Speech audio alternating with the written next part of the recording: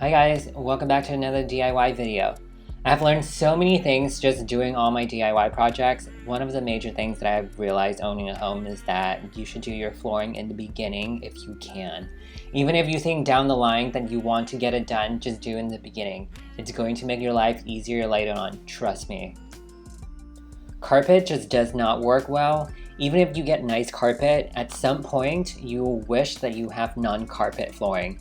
It's so much easier to put a rug on top of non-carpet flooring than changing out carpet flooring.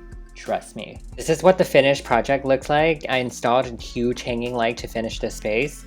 This is what it looked like before. For the longest time, our stairs was carpet.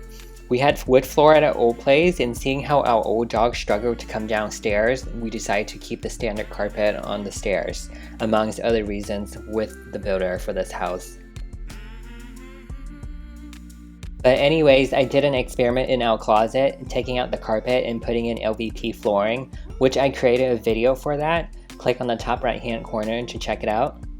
That project was a confirmation that I can replace the stairs flooring by myself. This project was actually really easy. It really just comes down to cutting and gluing. So before I start anything, I mock it up in Photoshop first. I wanted to see how it looked like with black risers. Risers are the vertical pieces. I wanted to see it with white riser and also with the same flooring material risers. I really wanted it with black risers, but after comparing costs and labor, I realized that it's going to be a heavy traffic path. I ended up using the same flooring materials for the risers. I ordered the same LVP flooring material that we have throughout the house.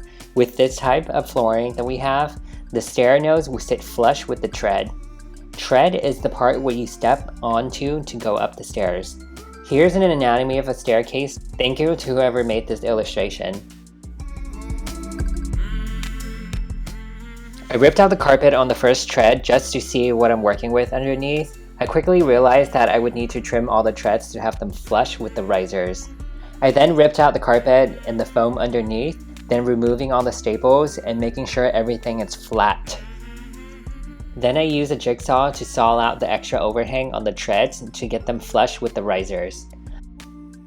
Because we have this cable railing and the stairs were made with base rail, I left that part as just a standalone black accent base rail and not try to get the treads to sit horizontally flush with the base rail. I also got this Stair tread template tool. This is the tool that will help measure your treads. You basically find a flat piece of wood long enough to clamp the two ends onto, and then put it on top of your flooring piece and your stair nose as a template so you know where to cut. This helps get everything accurate, and I use this tool for every step because they are not all the same length. Each plank comes in a standard size, so to get it to fit the tread and the stair nose piece, I use my table saw to rip it to the dimensions that I need.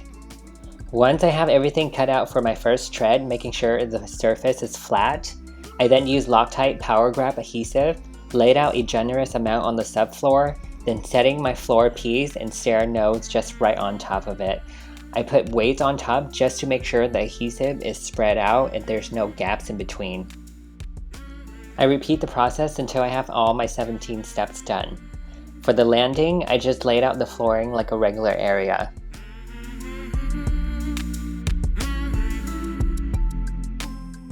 I saved the risers for the last part because I still wasn't sure what materials I wanted to use. Then after all the treads are installed, I decided to use the same flooring material on the risers. To attach the risers, I didn't use glue. I cut them into the dimensions, put them in place, and went back and nail gunned them in afterwards. The color of the nails matched the color of the flooring, so I didn't have to do any patch-up work. After everything was installed, I decided to caulk all the gaps, small or large, to hide any imperfection I had. I'm super happy with how everything turned out. I was nervous my dogs would slip on the stairs, but after teaching them to go down slowly, they are now used to it.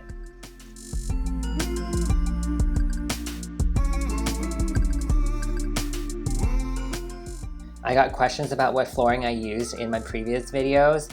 It is the LVP Luxury Vinyl Plank from Urban Flooring.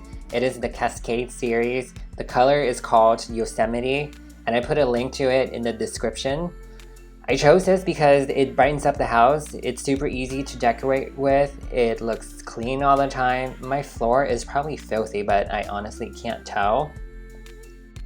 To finish off the space, I got this huge pendant light from IKEA. It came in gray, so I spray painted it black to match with the house.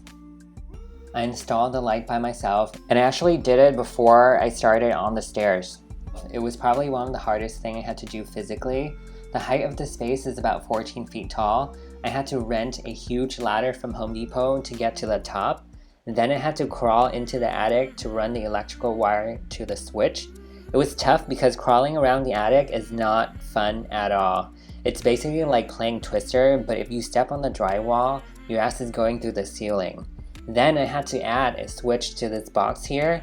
It was a lot of work, but hey, nothing worth doing is easy. See what I mean about doing your flooring in the beginning and doing it all at the same time? You wouldn't have to do it in parts like me in this video.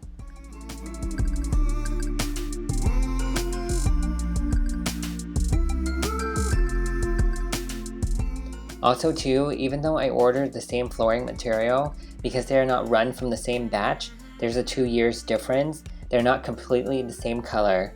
My flooring got installed 2 years ago, so sunlight, wear and tear comes into it not being the same color.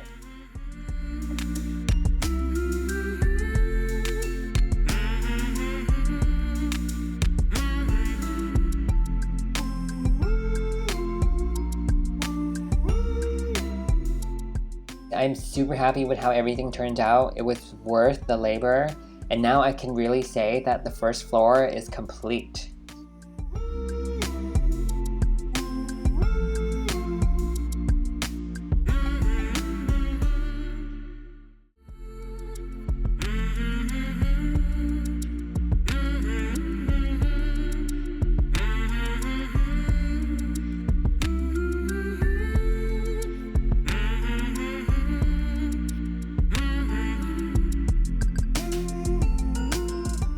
Alright, let me know if you have any questions in the comments. Don't forget to hit the like button if you find this video helpful. Don't forget to subscribe, and until the next time.